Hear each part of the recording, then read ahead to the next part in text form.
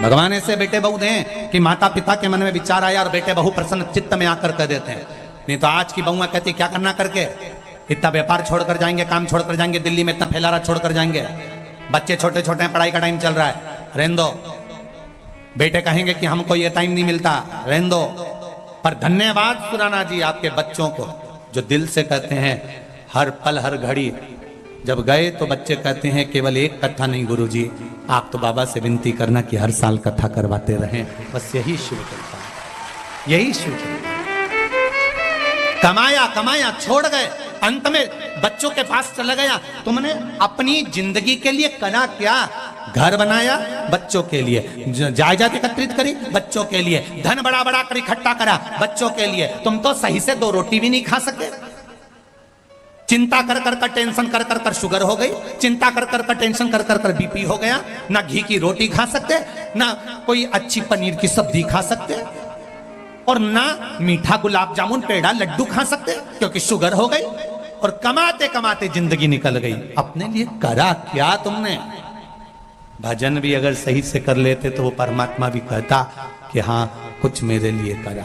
और गए मरकर ऊपर तो यमराज से लड़ाई कर रहे। मैंने नीचे गया था साला सरजी घूमने के लिए, तो मैंने 10 रुपए का झंडा खरीदा था, 50 रुपए का चूरमा खरीदा था, भगवान को चढ़ाया था। मेरा पुण्य मैंने करा है इसलिए मुझे बैकुंठ भेजो। यमराज ने कहा 50 रुपए चूरमे के और 10 रुपए झंडे के, 60 रुपए इसके हाथ में पकड़ा, नरक भेज दो।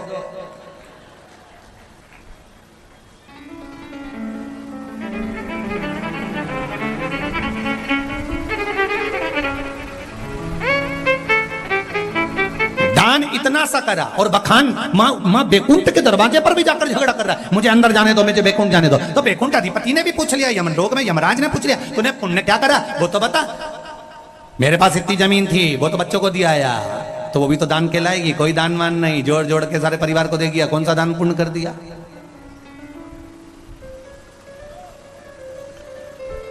दान किसको कहते हैं? धर्म किसको कहते हैं? पुण्य किसको कहते हैं? यहां बैठे हो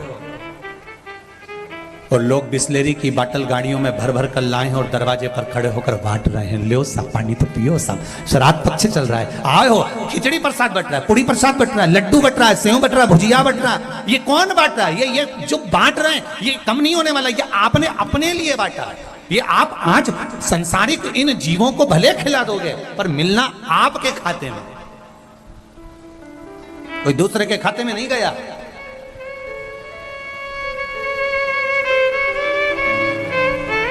आज एक पत्र आया था बड़ा बड़ा विचित्र, और शायद इसमें भी है वो पत्र कि अब वो ढूंढना पड़ेगा, जिसने लिखा होगा वो खड़ी हो जाना भले, कि मेरा जवान की जवान बेटा 22 साल का मर गया। जिसने पत्र लिखा है मैंने थोड़ा सा ध्यान दिया है, जिसने लिखा होगा वो खड़ी हो जाना। 22 वर्ष का मेरा बेटा मर गया गुरुदेव कोरोना में, जवान की जवान चले गया मेरा बेटा, और अब मैं क्या कर सकती हूँ उसके लिए? मैं उस बच्चे के लिए क्या करूं? हमने पहले भी कथा में कहा, कल भी बोले, आज फिर बोलते हैं। श्राद्ध पक्ष चल रहा है। 19 तारीख से अशोकनगर में मध्य प्रदेश में कथा प्रारंभ होगी दोपहर में 1 बजे से 4 बजे तक। जो लोग अशोकनगर के आसपास रहने वाले हैं वो वहां पर कथा सुनो, जो दूर रहने वाले हैं वो टीवी पर, आस्था चैनल, फेसबुक पर कथा सुनो। और एक बात याद रखना, जो कुंवारी अवस्था में गए हैं, अधोगति में मरे हैं, अधोगति में चले गए हैं, एक निवेदन करना चाहूंगा, उनका नाम गोत्र लेकर आप कथा टीवी के सामने भी सुनो।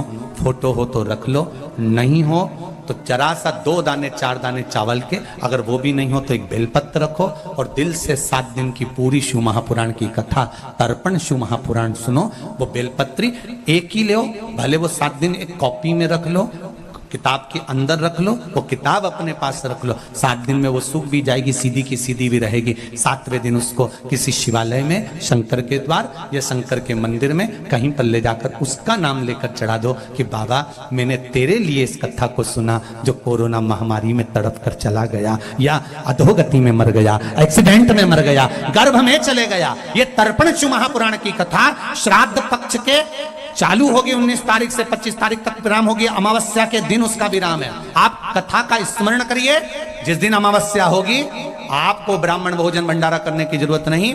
कुबेरेश्वर धाम में हमने पहले से बोल रखा है कि एक काम करना, उस दिन कुबेरेश्वर धाम में जितने भी भक्त आए, जो भी आए, सारी जनता की तरफ से उनको भंडारा भोजन कराकर दिन भर खिलाना, दिन भर अमावस्या के दिन भोजन भंडारा खिला, कुछ नहीं जाए पर जीव तर जाए। एक कुंवारी अवस्था में चले गए, गर्भ में बच्चे मर गए। यहां तक शास्त्र कहता है गर्भस्थ 4 महीने के ऊपर भी अगर संतान जाती है तो उसकी मुक्ति का यत्न करना चाहिए। और कैसे होगा? जो कुंवारी अवस्था में मर जाता है, शिव महापुराण की कथा कहती है, युद्ध के मैदान में कौरव और पांडवों का युद्ध हो रहा है। उस युद्ध के मैदान में जब कुरुक्षेत्र की भूमि पर युद्ध प्रारंभ होने वाला था तो उस समय पर चंडी प्रकट हो गई और चंडी ने कहा, सुनो रे कौरव और पांडव, अपने परिवार में से किसी एक एक की बलि देना पड़ेगी। कौरव खुश हो गए कि हमारे तो 100 भाई, एक की बलि भी दे देंगे तो चल जाएगा, पर पांडव में तो 5 हैं, 5 में से एक मर गया तो 4 ही बचेंगे, बलि किसकी देंगे? ये पांडवों की नींद उड़ गई, रात को नींद नहीं आ रही। द्वारिकाधीश ने जाकर पूछा, क्या हो गया पांडवों, सो नहीं रहे हो? नींद नहीं है आंखों में। हम 5 में से किसी एक की बलि देना है कुरुक्षेत्र के मैदान में, तब चंडी प्रसन्न होगी, तब युद्ध कर सकते हैं हम। भगवान कृष्ण का, अर्जुन डरने की बात नहीं, अर्जुन याद कर, द्रौपदी ने तुझसे एक वचन मांगा था पांडवों से। क्या वचन? 1 वर्ष तक एक पति के साथ रहूंगी और उस पति के कक्ष में कोई दूसरा आ गया तो उसको बन जाना पड़ेगा वर्षों के लिए, 5 वर्ष के। अर्जुन, एक ब्राह्मण का लड़का बालक उसको शेर उठा कर ले गया और दौड़ते तेरे पास आ गया, मेरे बेटे को बचा लो। अर्जुन, तू गांडीव ढूंढने के लिए भीम के कमरे में चले गए और द्रौपदी का समय चल रहा था 1 वर्ष का। द्रौपदी ने कहा था, अगर मेरे कक्ष में जिस पति के साथ रह रही हूं 1 साल, उसके कक्ष में दूसरा पति आया तो उसको बन जाना पड़ेगा 5 वर्ष के लिए। अर्जुन, तेरे को बन जाना पड़ा और वन में गया तो तूने फिर विवाह करा उनपी के साथ।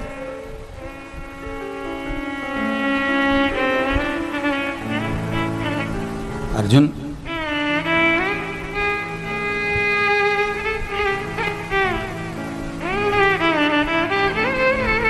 तेरा एक बेटा हो गया जिसका नाम था आरावन। जा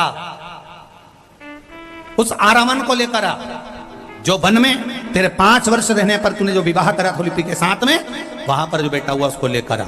आरावन को अर्जुन लेकर आए। भगवान कृष्ण ने कहा, रावण तुम आए हो, तुम्हें मालूम है तुम्हें क्यों बुलाया है? आरावन कहते हैं, मेरे पिता के लिए युद्ध लड़ने के लिए, कौरवों से। नहीं आरावन, तुम्हारी बलि चढ़ना है, चंडी को बलि देना। आरावन कहते हैं, द्वारिका रे नाथ, मरने को तो तैयार बैठा हूं क्योंकि पिता के लिए मरना है, पर युद्ध के मैदान में मरूंगा तो वीरों की गति होगी और ऐसे मरूंगा तो नरक भोगना पड़ेगा।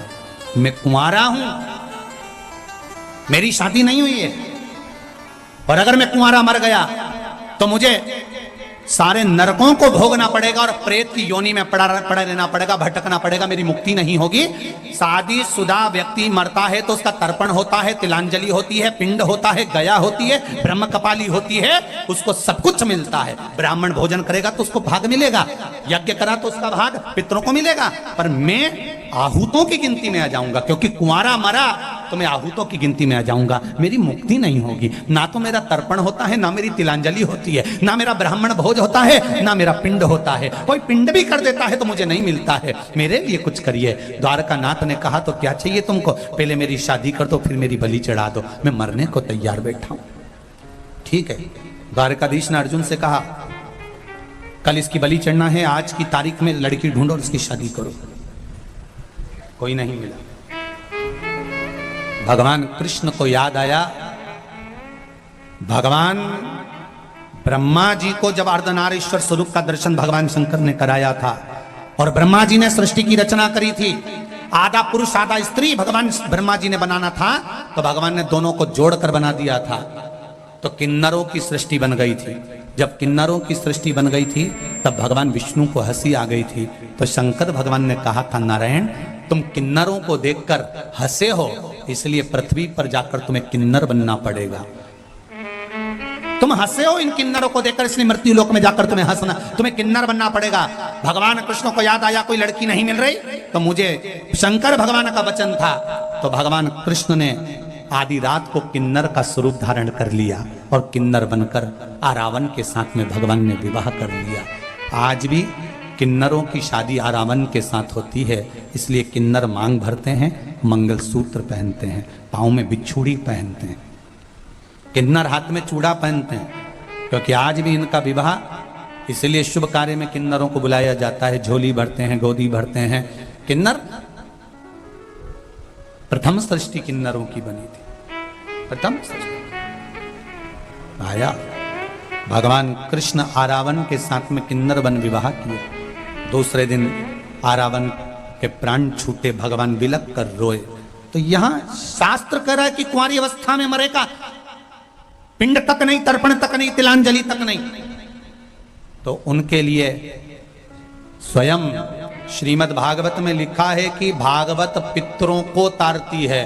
शिव महापुराण में लिखा है कि सारी पुराणों के प्रबलता में शिव महापुराण जो अधोगति में मर गए, कुंवारे मर गए, गर्भ में मर गए, कैसे भी चले गए, बहुत अरमान थे, अभी मुझे ये करना है, अभी मुझे वो करना है, अचानक मर गए, अटैक आ गया, शुगर बढ़ गई, बीपी बढ़ गया, कहीं पड़ा मर गया। और बहुत अभिलाषा मन में थी, मरना नहीं चाहता था तो भी मर गया, अभिलाषा बहुत थी। पार्वती जी कहती हैं शिव जी से, इनकी गति, इनकी मुक्ति कैसे होगी? शंकर भगवान कहते हैं उसके लिए शिव महापुराण है, जो दिल से सुन लेगा उसको ना पिंड ना तर्पण कुछ नहीं चाहिए, वो तर गया। क्यों छोड़ो मौका, क्यों छोड़ो? हम तो कहेंगे 19 तारीख से कथा है तो टीवी का वॉल्यूम भी थोड़ा बढ़ा दीजिए। आस पास में कोई गति बिगड़ गई होगी, मरा होगा, चले गया होगा, उसको भी थोड़ी सी आवाज भले 1 सेकंड की जाए पर उसके कानों में चली जाए, 1 सेकंड की जाए। लोग कहेंगे मम्मी पागल हो गई हो क्या, टीवी की आवाज इतनी तेज कर रखी है? कोई बात नहीं बेटा, 3 घंटे की बात है, 2.5 घंटे की बात है। थोड़ा अगर दुकानों पर तुम्हारे एलईडी लगी है, दुकानों पर टीवियां लगी हैं, तो दुकानों पर भी 1 बजे से 4 बजे तक टीवी की आवाज भले ग्राहक आए उसके कानों में भी चले जाए। व्यापार चल रहा है उसके कानों में भी जाए, रोड पे से निकल के जा रहा है उसके कानों में भी चले जाए। ना जाने उन गलियों में कितने कोरोना में कितने जीव गए होंगे, कितने जीव चले गए होंगे, कितने। उनकी गति को सुधारना। अशोकनगर में तो भाग्यशाली हैं जो ये कथा अशोकनगर के नवीन कृषि मंडी में हो रही है, जिसको वहाँ के आयोजक डॉक्टर कृष्णपाल जी यादव, डॉक्टर अनुराधा जी यादव सांसद महोदय करा रहे हैं। वो तो आनंद का विषय है, पर सबके लिए जीवन का एक आनंद देना। महाराज शंकर भगवान के सामने पार्वती जी का एक आनंद भाव प्रकट हुआ। समय आया, भगवान शंकर ने पार्वती जी को देखा। विदल उत्पल नाम के 2 असुर आए, पार्वती जी ने कुंदुक का प्रहार कर कर मारा तो भगवान शिव जी का नाम कुंदकेश्वर पड़ गया। जब दवाई, गोली, औषधि शरीर पर काम नहीं कर रही हो तो निवेदन है उस दवाई को खाने से पहले कुंदकेश्वर महादेव का नाम ले लेना चाहिए। कौन से महादेव? जम के बोलो जरा, कुंदकेश्वर। और एक बात और अच्छे से, जैसे एक पत्र में आया है, देगा ना, सुला भी देगा ना, तो उस तरह वो नहीं चलाएगा, उस तरह मेरा महादेव चलाएगा।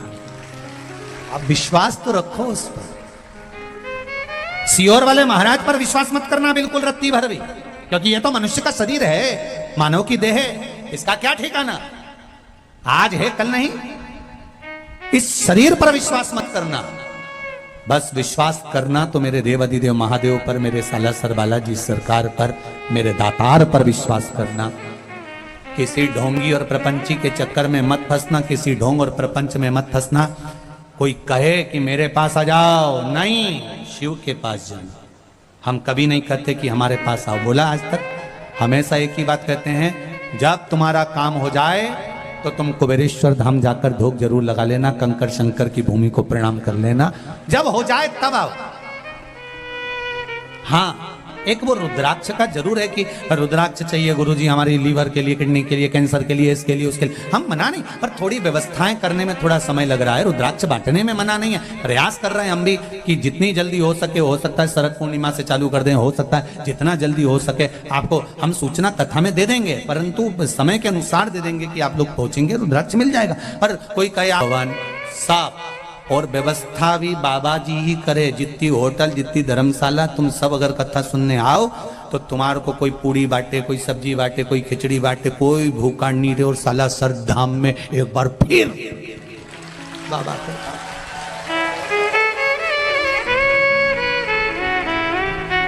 पर तुमसे निवेदन है तुम ऐसा आना जाना मत करना। तुम गाड़ी से रोज आती हो, हमारा दिल दुखता है बहुत। कारण क्योंकि आती तो तुम आराम से जल्दी जल्दी, जाने में बहुत आई रहती है, गाड़ी भगाओ गाड़ी भगाओ गाड़ी भगाओ। उसमें हमको बड़ा दुख होता है। कहीं तेज गाड़ी ना चलाओ, धीरे चलाओ, रास्ते से चलाओ, आराम से चलाओ, सब अपने अपने गंतव्य पर पहुंचे। उससे बढ़कर खुशी क्या हो। तो जब अगली बार कथा हो सालासर जी में और बाबा कराए तो तुम इतना बड़ा बड़ा पोटला बैग सब धर लाना, बाकी का सब मूंछ पे ताव देने वाला बैठा है, फोटो मत लेगा, अपने कहीं नहीं करना। और अगर कोई कमी रह भी गई तो पुजारी परिवार है ही, क्या टेंशन अब सब निपटे।